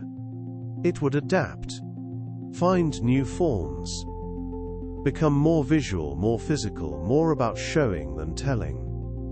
In some ways, this might make math more accessible. People who struggle with mathematical language might find visual methods easier. Children might learn through doing rather than through listening to explanations. You can picture a classroom where math is taught entirely through movement and objects. Children arranging blocks to understand addition. Using their bodies to demonstrate geometric shapes. Drawing patterns to explore concepts like symmetry and repetition. Math would become less about words, and more about patterns. Less about formulas you memorize and more about relationships you discover through exploration. This shift would ripple through many areas. Engineering would rely more on visual diagrams and physical models. Architecture would depend more on scale models and drawings. Science would emphasize observation and demonstration over written explanation. The knowledge would not be lost. It would be transformed, expressed in new ways, passed on through new methods. Now, let us think about something deeply human. Love. Love exists in many forms. The love between partners. The love of parents for children. The love of friends. The love of place. The love of ideas. Much of how we express love involves language. I love you. You mean everything to me. I care about you deeply. But love also exists beyond words. A gentle touch. A shared look. The way someone's presence makes you feel safe. The way you automatically reach for someone's hand when you are walking together. In our wordless world, the language of love would change, but love itself would not disappear. Partners would find new ways to express their feelings. They might develop private gestures. A certain way of touching someone's shoulder that means, I am here for you. A specific look that means, I understand. A particular rhythm of movement when you are together that means, we belong to each other. Families would create their own silent languages of affection. Parents might use touch and movement to show children they are loved. Holding them close. Playing together. Creating routines that say you are safe, you are valued, you are home, without needing words. Friends would maintain their bonds through shared activities and presence. Sitting together, in comfortable silence. Working on projects side by side. Sharing food and laughter, even when the laughter has no words attached. Love would become more about being than about saying. More about presence than about promises. More about action than about explanation. This might make some relationships deeper in unexpected ways. When you cannot rely on words, you must pay more attention to what people do, to how they move, to what they create, to how they make you feel. A person might show love by fixing something that is broken, by preparing food, by creating a safe space, by simply being there, consistently, reliably, without needing to explain why. In some ways, this might be closer to how love actually works. Love is not just the words you say. It is the patterns you create together, the ways you care for each other, the shared history that builds over time. Without words, people might become more aware of these deeper layers of connection. They might notice the small acts of care that often go unspoken. They might value presence and consistency more highly. At the same time, some expressions of love would become more difficult. Explaining complex feelings. Apologizing with nuance. Sharing hopes and dreams for the future. But humans are creative. They would find ways. Through art. Through music. Through movement. Through the careful building of shared experiences that speak louder than words ever could. You can imagine a couple in this world. They have been together for years. They know each other's rhythms. They have developed a whole vocabulary of gestures and touches that mean specific things. A certain way of holding hands that means, "I am worried." A particular look that means, "I am proud of you." A specific movement that means, "Let us go home." Their love would be no less real, no less deep, just expressed differently. Perhaps even more carefully, since every gesture would need to carry more meaning. Now let us drift into another realm, memory and history.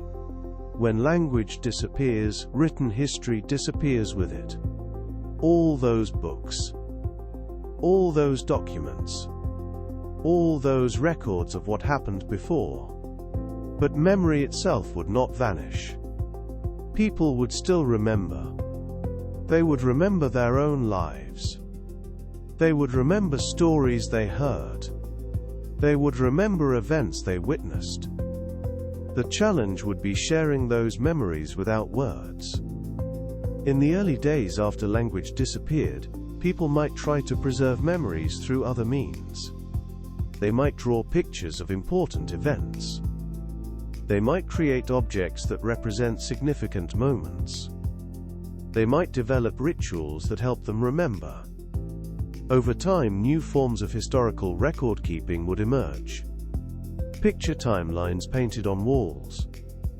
Collections of objects that tell stories. Dance sequences that preserve important events. Songs, even without words, that carry the emotional weight of historical moments. Oral history would transform. Instead of spoken stories, people might develop elaborate systems of gesture and movement to tell what happened. A person might act out a historical event, using their body to show the sequence of actions. Others would learn these sequences and pass them on, creating a living record of the past. Some memories would be easier to preserve than others. Visual events. Emotional experiences. Physical sensations. These could be conveyed through image, movement, and feeling. Abstract ideas would be harder. Political concepts. Philosophical debates. Complex social changes. These might fade more quickly, or be simplified into their most essential visual elements. But humans have always found ways to preserve what matters. Cave paintings from tens of thousands of years ago still tell us about the lives of early humans. They show animals, hunting scenes, handprints.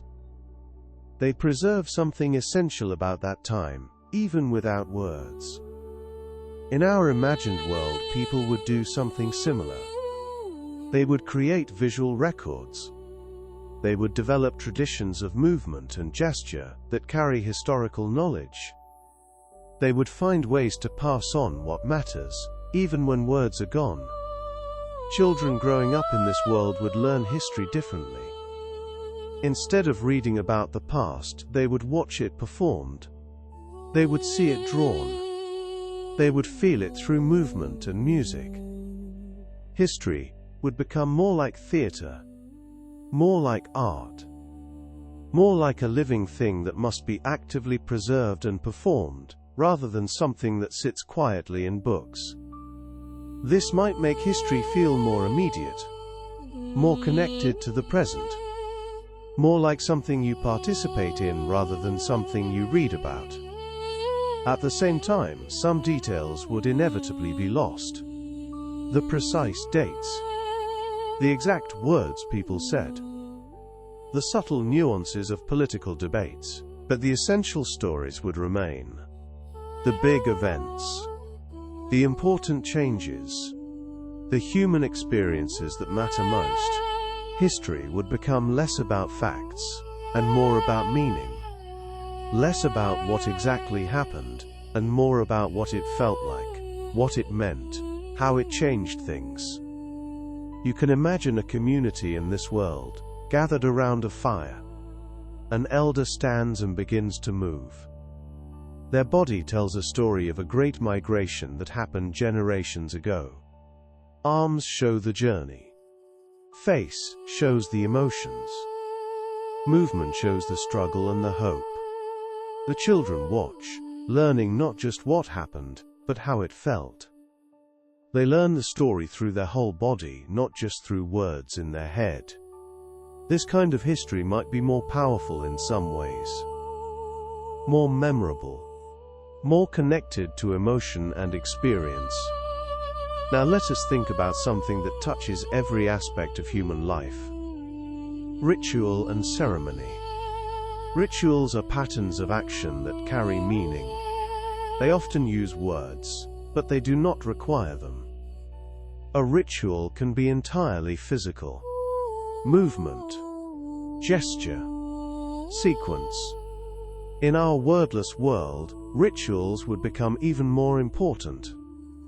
They would be one of the main ways to mark important moments, to create meaning, to connect with something larger than individual experience. Think about the rituals you know. Birthday celebrations, wedding ceremonies, funeral services, religious observances, seasonal festivals. Many of these already involve movement and gesture alongside words. In a world without language, those physical elements would become the entire ritual. A wedding might become a sequence of movements. The couple might walk together in a specific pattern. They might exchange objects that symbolize their commitment. They might perform gestures that show their connection to each other and to their community. A funeral might become a shared movement of grief and remembrance. People might move together in ways that express loss. They might create visual memorials. They might use music and rhythm to carry the emotional weight of saying goodbye. Religious ceremonies would transform. Prayer might become pure movement or meditation. Worship might become dance or visual art. Connection to the divine might be expressed through gesture, music and presence, rather than through spoken words. Seasonal festivals would mark the passage of time through shared activities. Planting ceremonies in spring. Harvest celebrations in autumn. These would use movement, music, and visual symbols to mark the cycles of the year. Rituals would become the primary way to create and maintain meaning. They would mark transitions. They would celebrate connections. They would honor what matters. In some ways, this might make rituals more powerful. When you cannot rely on words, every gesture must carry more weight. Every movement must be more intentional. Every sequence must be more carefully designed. People might become more aware of the symbolic power of action. They might pay more attention to how they move through important moments. They might create more elaborate and meaningful ceremonies, since those ceremonies would be doing all the work that words once did. Rituals would also become more universal in some ways. Without language barriers, a ritual based on movement and gesture could be understood by anyone, regardless of what sounds they once used to speak. You can imagine a world where communities develop rich traditions of ceremony, where important moments are marked not with speeches, but with carefully choreographed movements, where meaning is created through shared action rather than through shared words. These rituals would become the new language of meaning, the new way to say what matters, the new way to connect with each other and with something larger. Now, let us drift into the realm of play and creativity. Play is something humans do throughout their lives. Children play games. Adults play sports. People play with ideas, with art, with each other. Much play involves language. Games have rules that are explained with words. Jokes use words to create surprise and laughter. Stories are told with words. But play also exists beyond language. Physical games, visual puzzles, musical improvisation, movement and dance. In our wordless world, play would transform, but it would not disappear. Children would invent new games. Games based on movement and gesture. Games that use objects and patterns. Games that rely on observation and physical skill, rather than on verbal rules. These games might be more intuitive, more about feeling the right move than about following written instructions, more about reading other players' intentions through their movements than through their words. Adults would find new forms of play too. Sports would continue, since they rely more on physical action than on language. But new forms of competition and cooperation would emerge. Games that test observation. Challenges that require creative problem-solving through movement and gesture. Art would become an even more central form of play. People would play with colors and shapes, with movement and rhythm, with patterns and textures. Without words, art would carry more responsibility. It would need to express ideas that words once handled. It would need to tell stories, to convey emotions, to create meaning. This might push art in new directions. Artists might develop more sophisticated visual languages. They might create systems of symbols that work like words, but exist entirely in the visual realm. People might learn to read art the way they once learned to read text. A certain combination of colors might always mean something specific. A particular pattern might carry a standard meaning. A specific style might indicate a particular emotion or idea. Art would become a new form of communication, a new way to play with ideas, a new way to create and share meaning. Humor would also transform. Jokes that rely on wordplay would disappear, but visual humor would flourish. Physical comedy, unexpected patterns, surprising juxtapositions. People would find new ways to make each other laugh. through movement, through gesture, through the creation of unexpected visual or physical situations. Laughter itself would remain. That deep, physical response to something surprising or delightful. It does not need words. It just needs connection, recognition, shared experience.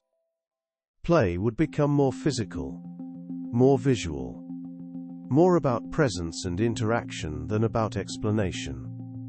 You can imagine children in this world, inventing a game entirely through movement. One child makes a gesture, another responds.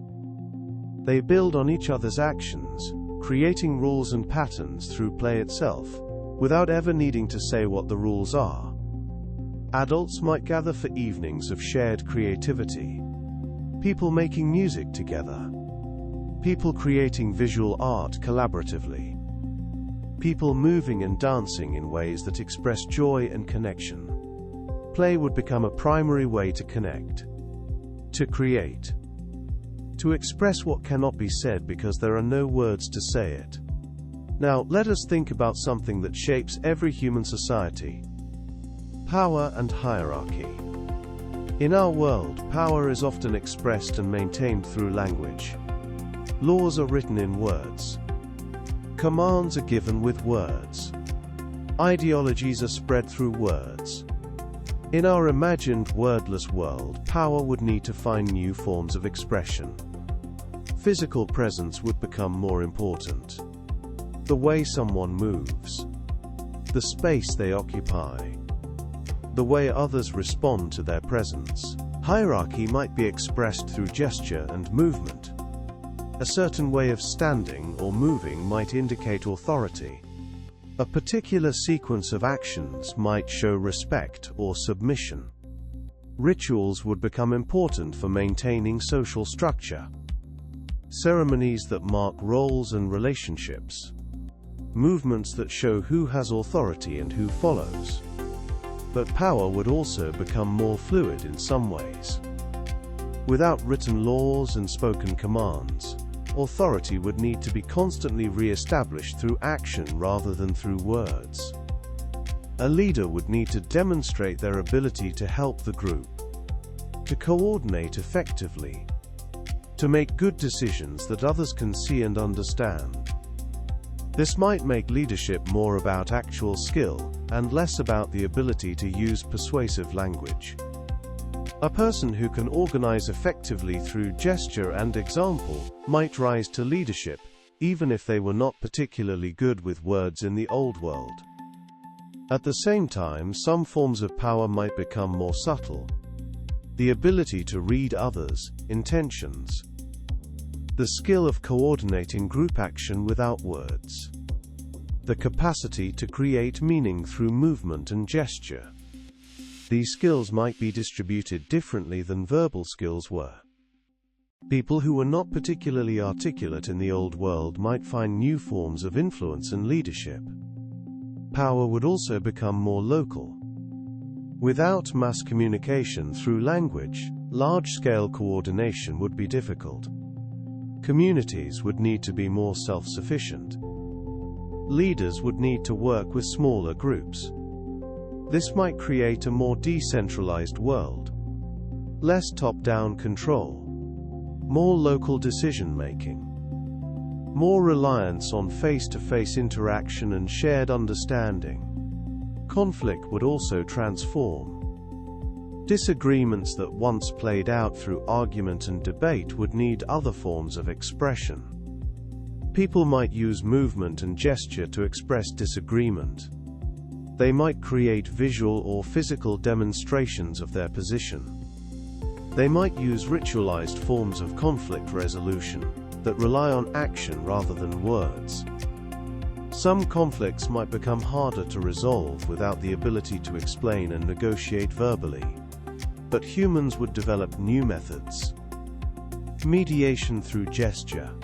Resolution through shared action. Understanding through demonstration rather than discussion. Power and hierarchy would not disappear, but they would take new forms, become more physical, more about presence and action than about words and ideas. You can imagine a community meeting in this world. People gather in a circle. A person who wants to propose something stands and demonstrates it through movement and gesture. Others respond with their own movements, showing agreement, disagreement, or questions. The meeting proceeds entirely through this physical dialogue.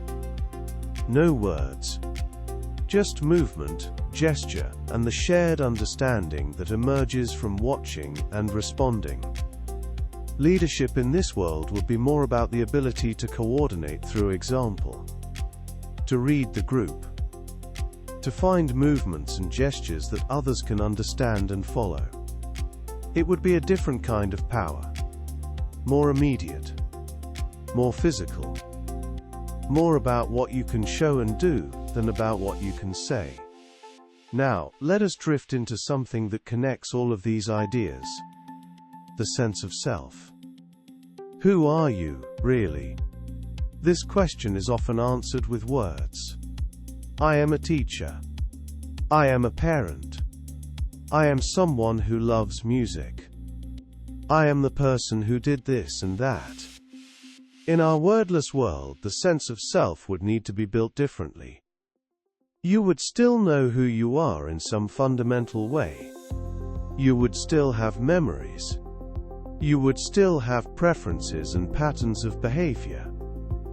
You would still recognize yourself in a mirror, but the story you tell yourself about who you are would change. That story usually depends on language, on the ability to say, I am the kind of person who, on the capacity to narrate your own life.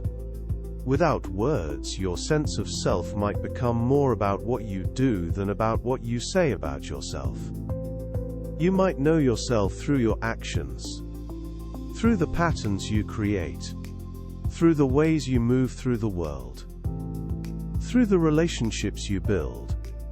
Identity might become more fluid, less fixed by the labels language once provided, more open to change and growth.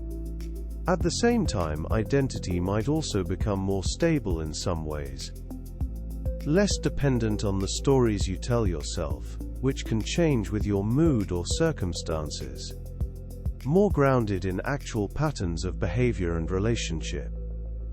People might know themselves through their skills, through their relationships, through their place in their community, through the ways they contribute and connect. This might make identity feel more concrete, more real, less abstract. You would still have an inner life. Thoughts and feelings would continue, but those thoughts might be less verbal, more like images and sensations, more like weather moving through you than like a constant narration. Your sense of self might become more like a pattern you recognize than like a story you tell. You would know yourself the way you know a familiar song, not by describing it, but by feeling its shape and rhythm. This might make self-knowledge feel more immediate, more connected to actual experience, less filtered through the layer of language that usually sits between you and yourself. At the same time, some forms of self-reflection would become more difficult. Complex self-analysis, philosophical questions about identity, abstract thinking about who you are and why. But humans would find ways. Through art, through movement, through the creation of visual or physical representations of the self. People might draw themselves, not just their appearance but their inner landscape, colors and shapes that represent feelings and experiences, patterns that show how they move through the world. They might use movement to explore identity, dancing their way into understanding who they are, using their body to express aspects of themselves that words once described. Identity would become more of a practice than a description, something you do and create rather than something you say about yourself. You can imagine someone in this world trying to understand themselves. They might create a visual representation, a collection of objects that represent different aspects of who they are, a series of movements that express their inner experience. They might share this with others not through explanation but through showing. Through the creation of something that others can see and feel, and through that seeing and feeling, come to understand something about who this person is. Identity would become more collaborative, more about how others see you and respond to you, more about the patterns you create together than about the story you tell alone. This might make identity feel more relational, more connected to community, less individualistic. You would still be you, but who you are would be expressed and known differently. Through action, through relationship, through the patterns you create in the world. Now, as we near the end of this extended journey, let us think about one final thing. Hope. Hope is something that exists in many forms. Hope for the future. Hope for connection. Hope for understanding. Hope for meaning. In our imagined world, hope would take new shapes. People would hope for the ability to communicate more fully. They would work toward creating new systems of meaning. They would believe that understanding is possible, even without the old words. This hope would drive invention. It would push people to create, to experiment, to find new ways to connect. Hope would also exist in smaller, more immediate forms. Hope that a gesture will be understood. Hope that a drawing will convey meaning. Hope that presence and care will be enough. In the face of such a massive loss, hope might feel fragile at first. But it would also be necessary. Without hope, there would be no reason to try. No reason to create new systems. No reason to reach out to others. Hope would be expressed through action, through the continued effort to communicate, through the creation of new forms of meaning, through the belief that connection is possible, even when words are gone. You can imagine someone in this world trying once again to share an idea. They use gesture. They draw a picture. They move their body in a way that they hope will convey what they mean. And sometimes, it works.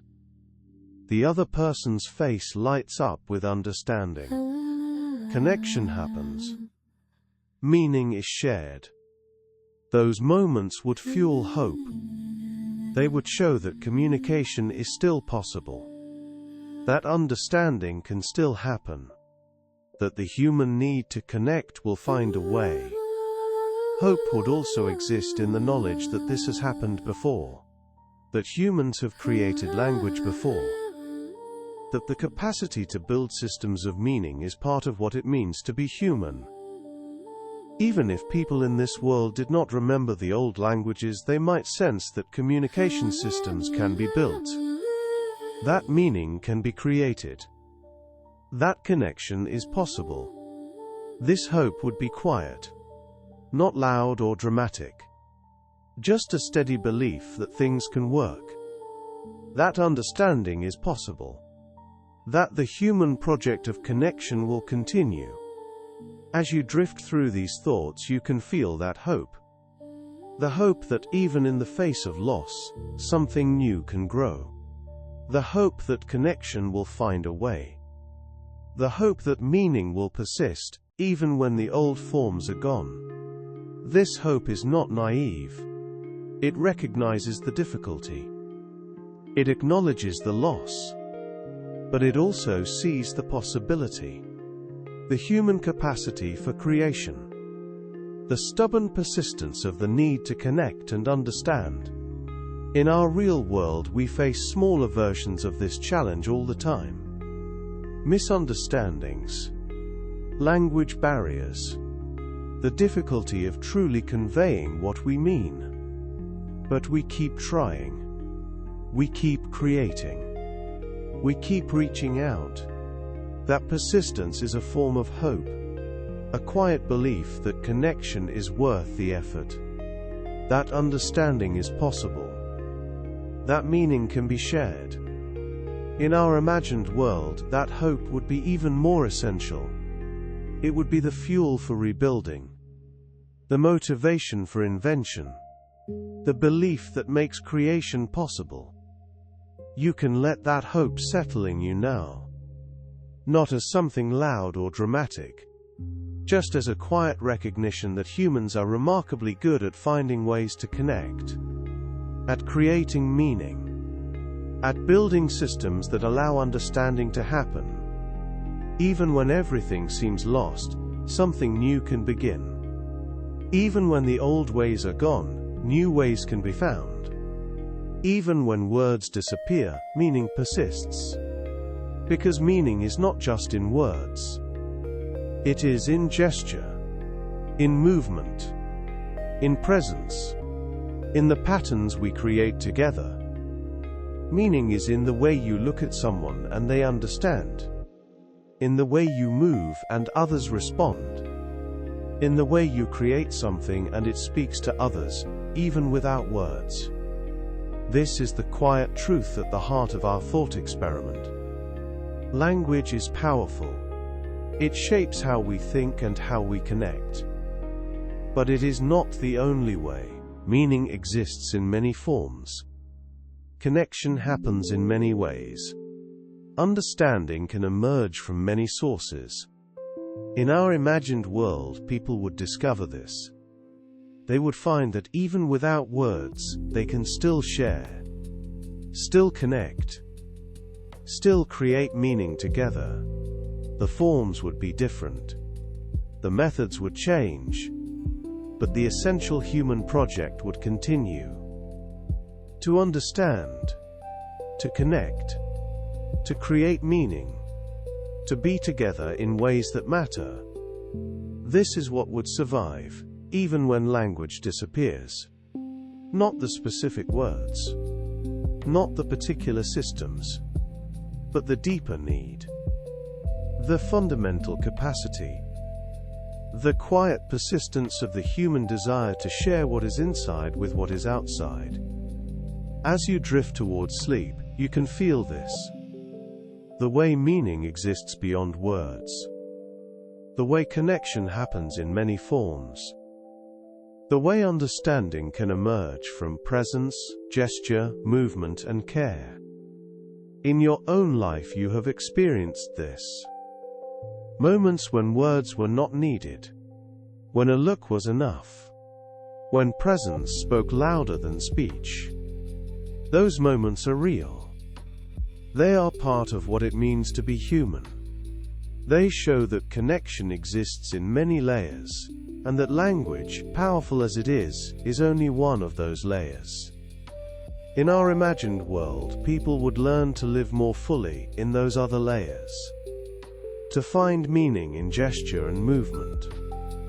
To create understanding through presence and care. To build systems of connection that work without words. It would be different. It would be challenging. But it would also be deeply human.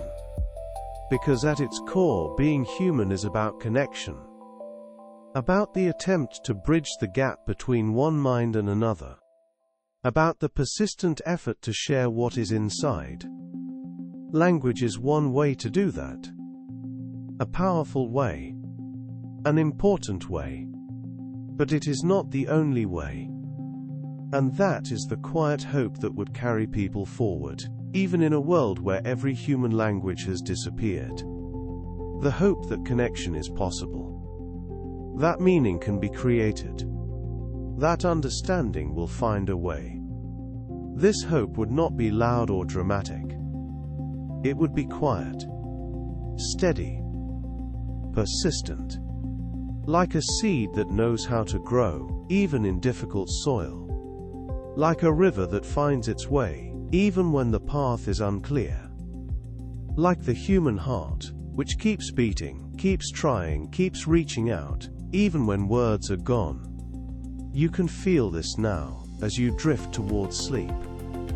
The quiet persistence of connection. The steady possibility of understanding.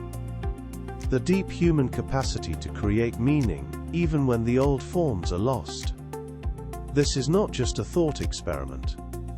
It is also a reminder. A reminder that meaning exists in many forms. That connection happens in many ways.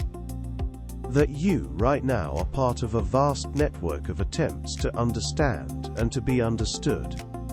Even as you rest, that network continues. People speaking. People signing. People creating. People connecting. And somewhere, in our imagined world, people would be doing the same. In different ways. With different tools. But with the same fundamental need. To share. To understand. To connect. This is what would survive. This is what would continue. This is what would carry forward, even when language disappears. Not the words themselves, but the need they serve, the connection they create, the meaning they make possible. And that need, that connection, that meaning, would find new forms, new expressions, new ways to bridge the gap between one mind and another. This is the quiet truth you can carry with you into sleep. That language is powerful, but it is not everything. That meaning exists beyond words. That connection finds a way. Even in a world where every human language has disappeared, the human project of connection and understanding would continue. In new forms. Through new methods. But with the same quiet persistence that has always driven us forward. You can rest now, knowing that this is true. That meaning persists. That connection is possible. That understanding will find a way. The words may change. The forms may shift. But the essential human capacity to create meaning, to share understanding, to build connection, that remains. It is part of what it means to be human. Part of what you are. Part of what continues, even when everything else changes. Rest now, with this quiet knowledge. That meaning exists in many forms. That connection happens in many ways. That you are part of something larger, something that persists, something that continues, even when words are gone. Sleep well, knowing that the human project of connection and understanding goes on. In this world. In imagined worlds.